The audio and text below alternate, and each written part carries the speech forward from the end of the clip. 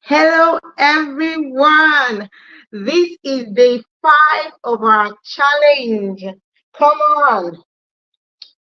If you can hear me, please give me a thumbs up. If you can hear me, please give me a thumbs up. I want to be sure that you can hear me. This is day 5 of our 31 days challenge. I'm glad you're here. I'm happy to have you again. So, yesterday we asked a question. We were supposed to get feedback from our children. So today we are asking a question. Does your child feel loved at home? Does your child feel loved at home? What is your child's love language? I ask again, does your child feel loved at home? What is your child's love language? What makes your child, do you know what makes your child feel loved? Do you know what makes your child feel safe, feel happy? Is your child really happy? Many times I've always talked about assumption. That's one of the biggest issues. We just assume, oh, everything is fine. They're not complaining. Everything, I give them everything they need. We just feel like, okay, we have provided all that they need. We just feel like, okay, we are doing what they need, or what we need to do as parents. We just assume. But do they really feel loved? And we must know that one of the ways, or the only way we feel love as human beings, not just for the children, even not for us adults, is when someone loves us the way it appeals to us. When someone loves us the way we want to be loved, that is when we feel loved. So children feel loved when we love them the way they want to be loved. You cannot say, it is good for you. It is good for you. You do it. Meanwhile, the child does not feel loved doing it, no matter what that thing is. There are some things that you might have to teach the child to get used to adapt to. But so many times as parents, we enforce things on them. We enforce our ideas, our ideologies. We enforce our own love language on our children. We need to learn. The way to get to know their love language is by observation. Observing. I'm going to talk about different other ways. But what is love language? Love language is a concept by Dr. Gary Chapman. Okay? There are different ways that people love to express love, or prefer to experience love. Okay? People love to experience love in certain ways, and they prefer to experience the love in certain ways. If you know yourself as a person, there are some things people will do and it'll be like, it's not getting to me, like I'm not buying it. But there are some other things that we do and you'll be like, oh wow, how did you think about this? Some persons express themselves in so many ways. The same with our children. Now, of all the mistakes we can make in parenting, misunderstanding our child's love language is like one of the worst things, because if your child does not feel loved, it is like the worst thing that can happen to any child. Can you speak your child's love language? Can you speak your child's love language? Do you speak your child's love language? How do you express your love to your children? Is it the way they want to be loved, or the way you have been trained to be loved, or the way you grew up being loved? So many times we pass on all these things to them because that was how we were raised. So we assume that everything should be okay if I raise them this way too. Now, briefly, let's look at some of the love languages. We have 5 love languages according to Dr. Gary Chapman. So we have the physical touch.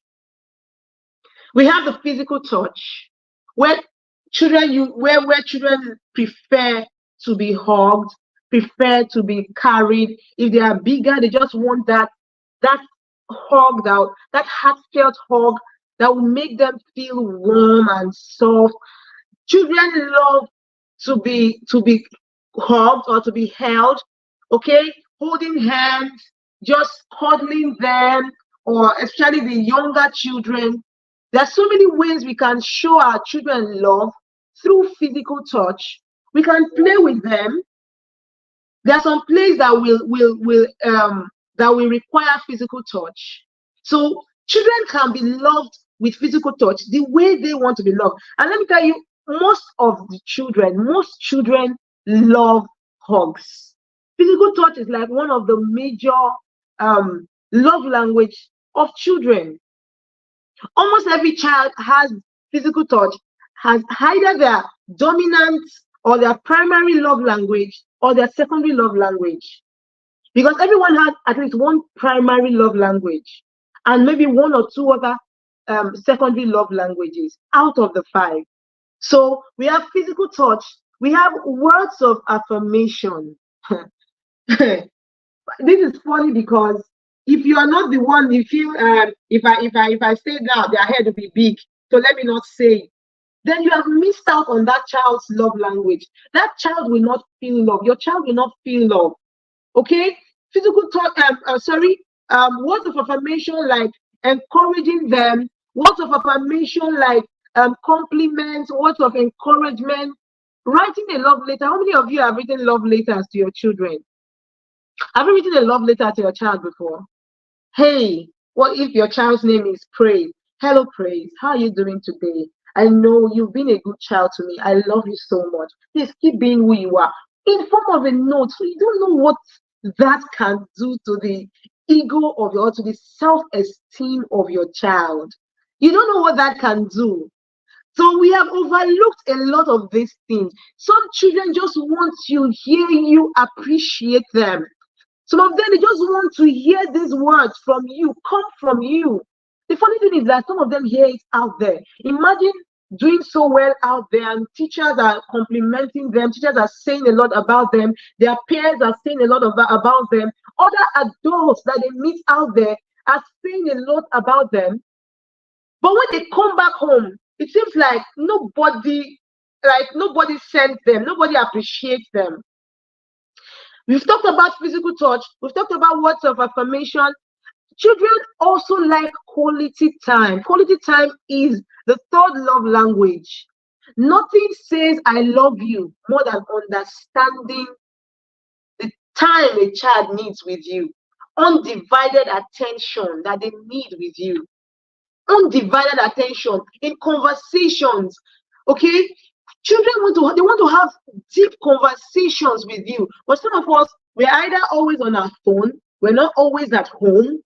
So where is the opportunity for them to actually feel love? Or even when they bring some conversations, we just brush it off.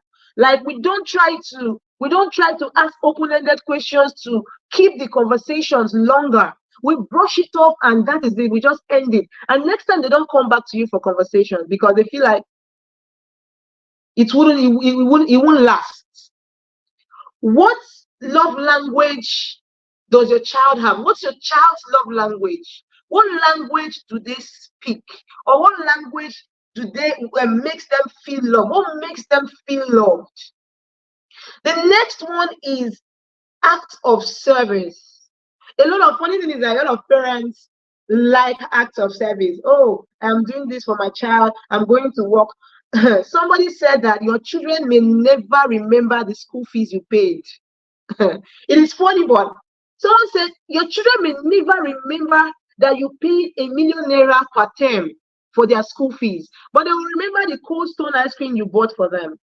They will remember some of the little things you do for them. The fact that they are sitting down to do their homework and you're around them, even if you're not helping them, because it's not even encouraged advised to help them, but you are supporting them. You are not seeing some of the things as insignificant or irrelevant. You're not seeing it as insignificant or irrelevant. You're seeing it as I need to be there for my child. I need to support my child in one way or the other. What language does your child speak when it comes to love? And how do you express that love to them? How do they prefer to be loved? How do you express it to them? Children love to receive gifts. Although they say sometimes when it is too much, I think there should always be a balance. But a situation where a child's primary love language is receiving gifts, and then the child has to be begging you and begging you for things that at least you can afford. Sometimes it doesn't even have to be the very expensive things. When a child has receiving gift as a love language, they appreciate even the little effort. They appreciate even the little effort you make to give them things. But if they have receiving gifts as a love language and you always brush it off like, is it every time? Every time you want this, every time you want this, when I buy it, you spoil it.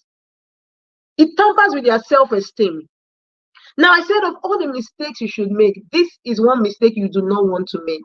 Speaking your child's love language will not automatically take away their misbehaviors. It will not. But it is a way that you must continually show them love. It doesn't matter. Speaking your child's love language has nothing to do with how they behave.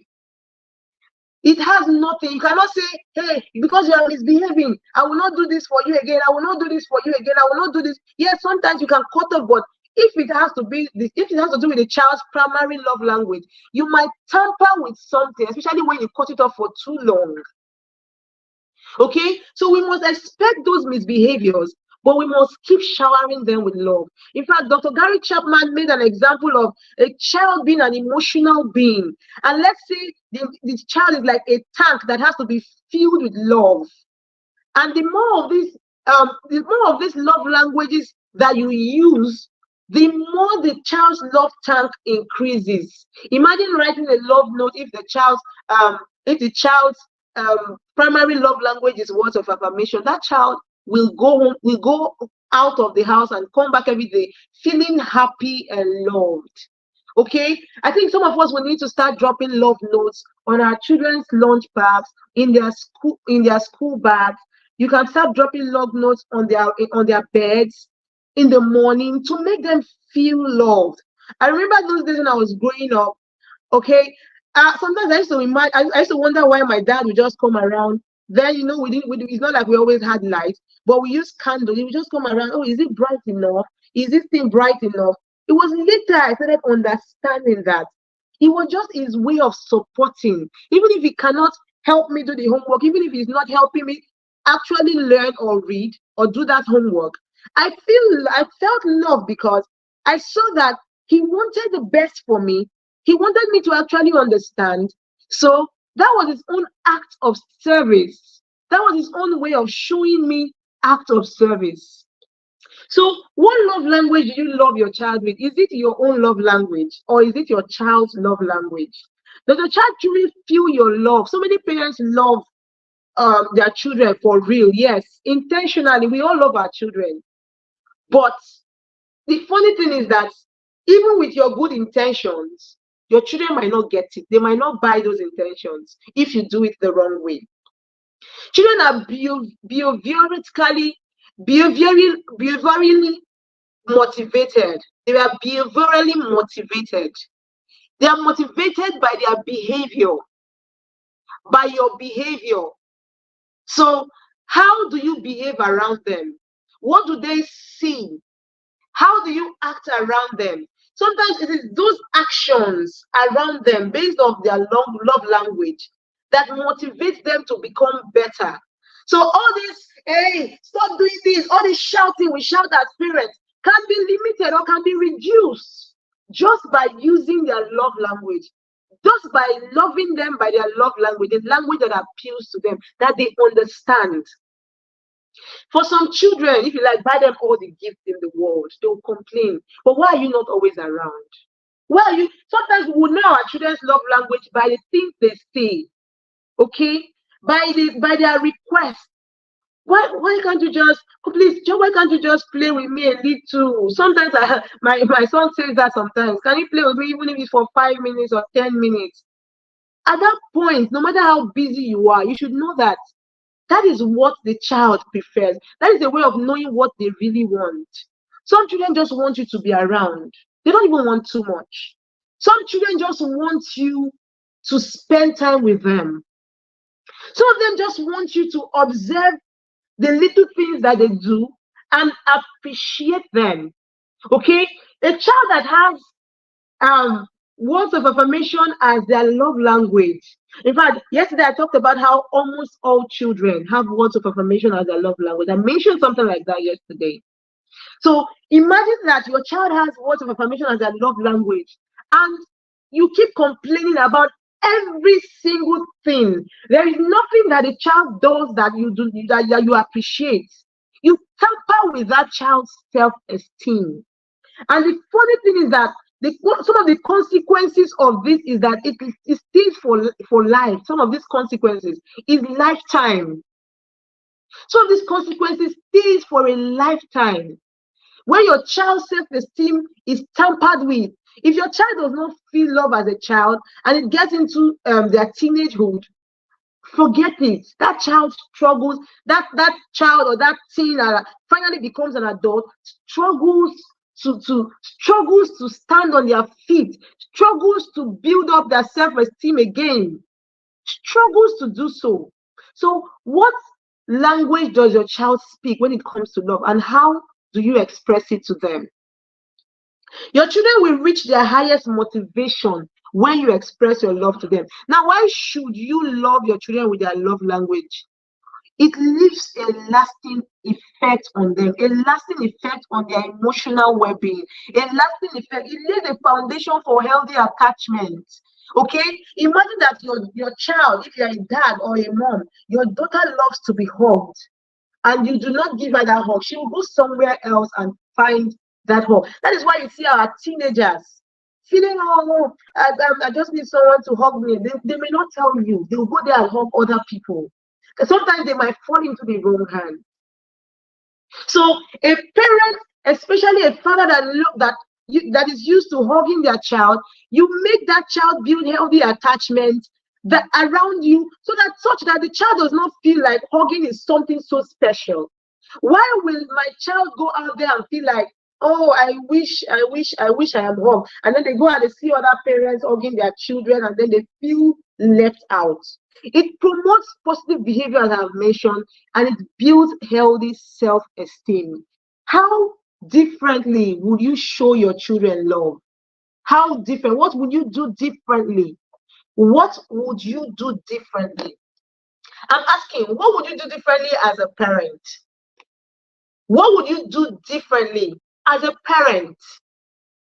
What would you do? I'm repeating this question over and over again because I want it to sink. What would you do differently as a parent? We've talked about physical touch, words of affirmation, quality time, receiving gifts, acts of service.